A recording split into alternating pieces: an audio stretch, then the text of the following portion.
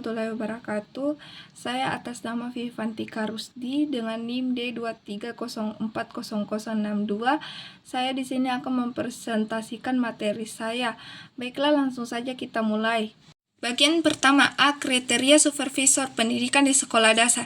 Supervisor pendidikan di sekolah dasar memiliki peran yang sangat strategis dalam memastikan bahwa proses pembelajaran manajemen sekolah berjalan dengan efektif, efisien, dan sesuai dengan tujuan pendidikan nasional. Berikut ini kriteria yang harus dipenuhi oleh supervisor pendidikan. Yang pertama yaitu manajer. Supervisor bertanggung jawab atas pengolahan operasional sekolah secara menyeluruh. Ia menyusun rencana strategis, mengatur sumber daya manusia dan material, serta memastikan koordinasi berjalan baik. Fungsi ini mencakup perencanaan, pelaksanaan, dan evaluasi agar seluruh proses pembelajaran mendukung tercapainya tujuan pendidikan secara maksimal dan sistematis. 2. Administrator.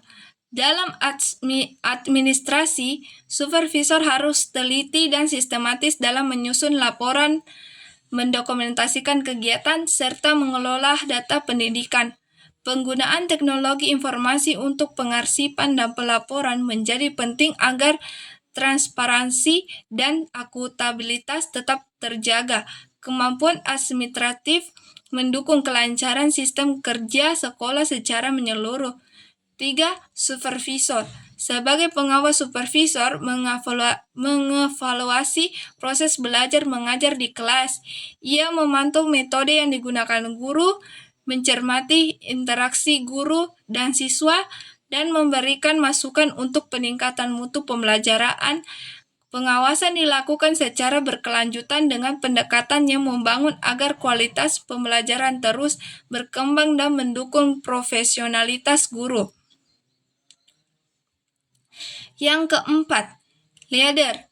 Supervisor harus menjadi pemimpin yang dihormati dan diteladani. Ia membangun hubungan kerja yang baik, mampu memotivasi dan menjadi panutan dalam kedisiplinan, serta integritas.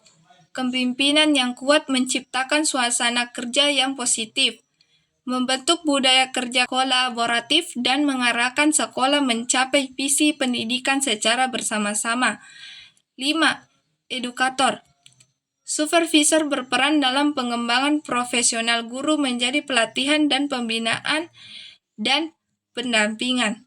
Ia memahami kebutuhan guru dan memberi dukungan peningkatan kompetensi sesuai perkembangan zaman. Sebagai edukator, ia mendorong penerapan metode pembelajaran yang tepat, inovatif, dan sesuai karakteristik peserta didik di setiap kelas. 6. Motivator. Supervisor mendorong semangat kerja guru dengan menciptakan lingkungan yang kondusif dan menghargai kontribusi setiap individu. Ia memberikan apresiasi terhadap pencapaian, menyediakan sarana pendukung, dan memahami kebutuhan emosional guru. Peran ini sangat penting untuk menjaga motivasi, loyalitas, dan dedikasi guru terhadap profesinya. 7. Inovator. Supervisor harus berpikir terbuka dan kreatif dalam mencari solusi pembelajaran. Ia mendorong guru untuk mencoba pendekatan baru, memanfaatkan teknologi, serta menyesuaikan metode dengan perkembangan zaman. Dengan inovator, supervisor menciptakan sistem pendidikan yang dinamis, relevan, dan siap menghadapi tantangan pendidikan modern. Pada bagian B, kriteria gaya kepemimpinan kepala sekolah dalam pelaksanaan supervisi pendidikan. Kepala sekolah memiliki peran yang sangat penting dalam supervisi pendidikan. Supervisi bertujuan untuk meningkatkan mutu pembelajaran, mendukung pengembangan profesionalisme guru, serta memastikan bahwa proses pendidikan berjalan sesuai dengan standar yang telah ditetapkan. Ada beberapa gaya kepemimpinan yang sering diterapkan dalam supervisi pendidikan adalah yang pertama yaitu 1. Kepemimpinan demokratis. Gaya ini mendorong keterlibatan keterlibatan guru dalam proses musyawarah. Kepala sekolah membuka ruang diskusi terbuka dalam pengambilan keputusan. Ini membangun rasa saling percaya, meningkatkan motivasi kerja guru, serta menciptakan lingkungan yang partisipatif dan harmonis di lingkungan sekolah. 2. Kepemimpinan partisipatif. Gaya ini mendorong guru terlibat dalam langsung merancang dan mengevaluasi program supervisi. Guru dilibatkan dalam kegiatan pelatihan, diskusi, serta perencanaan. Ini meningkatkan rasa kepemilikan terhadap program, menumbuhkan semangat kolaborasi, dan memperkuat profesionalisme pendidik. 3. Kepemimpinan transformasional.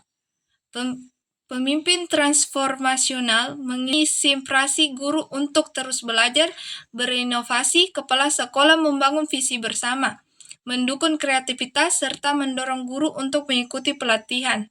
Gaya ini menumbuhkan iklim sekolah yang dinamis dan adaptif terhadap perubahan dunia pendidikan. 4. Kepemimpinan instruksional. Fokus utama gaya ini adalah peningkatan proses pembelajaran. Kepala sekolah aktif memberikan arahan, melakukan observasi kelas, dan memberi umpan balik metode mengajar.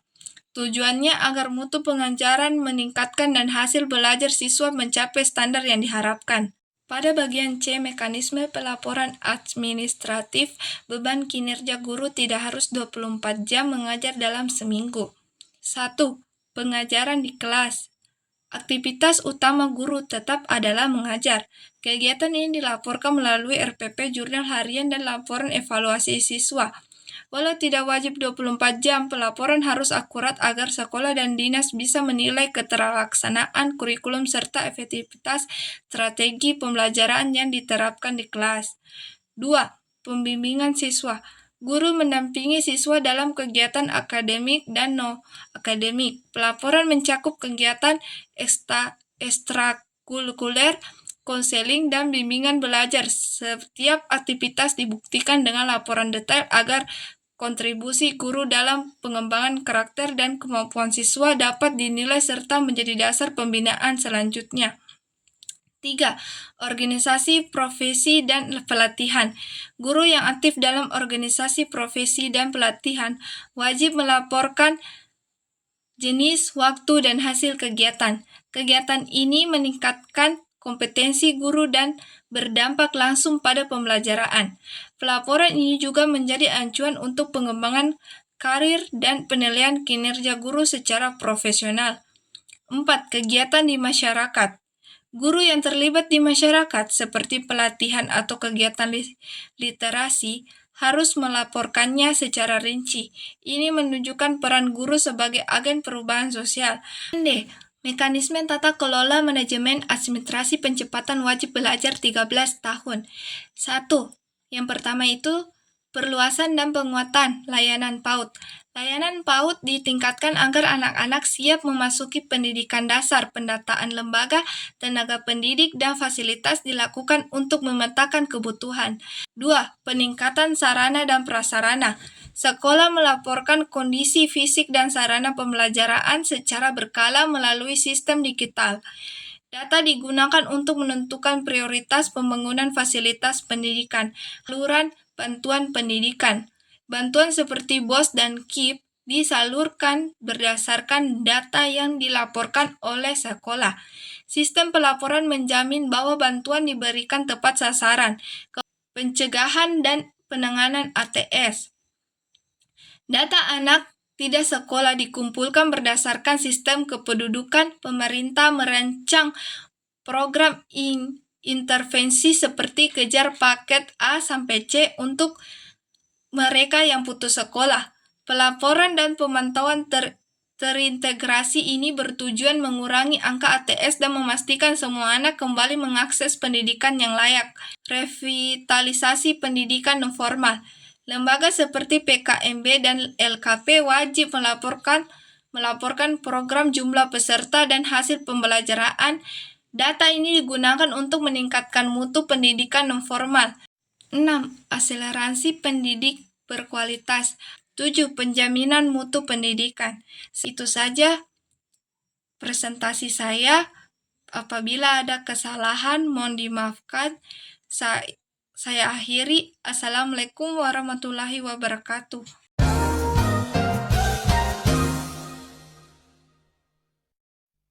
Pues